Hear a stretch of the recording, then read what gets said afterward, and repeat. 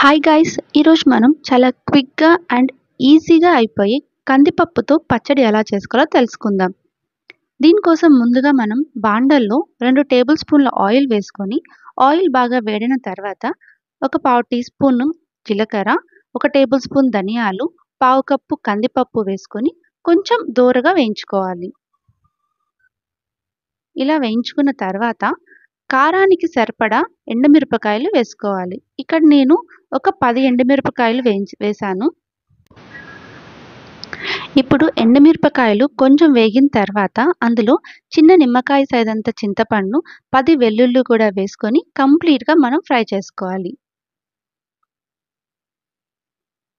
ఇలా ఫ్రై చేసుకున్న తర్వాత ఒక పావు టీ స్పూను ఇంగువ పొడి కూడా వేసుకొని ఒక నిమిషం పాటు ఫ్రై చేసుకొని ఇప్పుడు స్టవ్ ఆఫ్ చేసేసి ఇది కంప్లీట్‌గా చల్లారిన తర్వాత మిక్సర్ జార్‌లో వేసుకొని దీంట్లో రుచికి సరిపడినంత ఉప్పు కూడా వేసుకొని కొంచెం బరకగా పౌడర్ చేసుకోవాలి.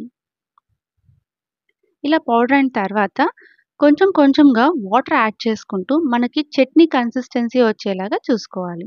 అంతే, చాలా క్విక్‌గా కందిపప్పుతో పచ్చడి రెడీ అయిపోయింది. మీరు కూడా ఈ రెసిపీని తప్పకుండా ట్రై చేయండి.